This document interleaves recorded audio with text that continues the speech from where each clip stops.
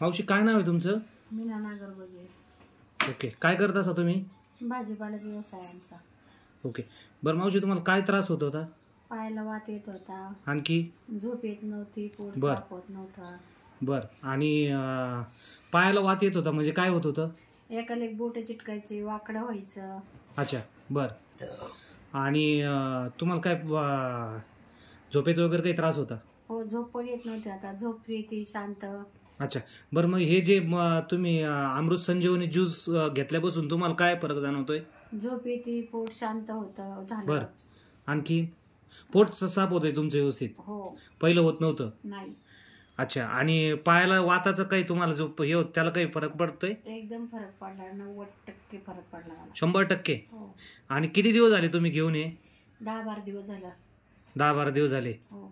Okay, म्हणजे हे product छान आहे, एकदम जबरदस्त रिझल्ट. तुम्ही याच्या अगोदर जे एवढ्या गोळ्या किती दिवसापासून घेत होते?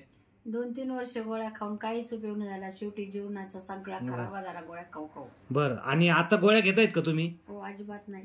हे घेता तेव्हापासून गोळ्या घेत नाहीये? फक्त अमृत संजीवनी ज्यूस चालू आहे माझा. अच्छा, म्हणजे तुम्हाला 10-12 दिवसात खूप छान रिझल्ट आला? खूप रिझल्ट, 100% रिझल्ट म्हणलं तरी हरकत नाही. ओके, तुम्ही म्हणजे काय सांगू शकाल, हे प्रोडक्ट लोकांनी घ्यायला पाहिजे का नाही घ्यायला पाहिजे? घ्यायला पाहिजे. आम्हाला गाड्यावर उभा राहण्याची खूप माझी परिस्थिती नव्हती, पण मी हे कशाचा गाडा सांगू शकताय? भाजीपाल्याचा हा, गाडा. हा. पण उभा राहिलं तर मला असं उभा पण राहू वाटत नव्हतं. खूप वात यायच्या 5-5 मिनिटाला.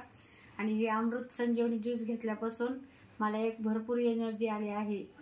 चला, धन्यवाद.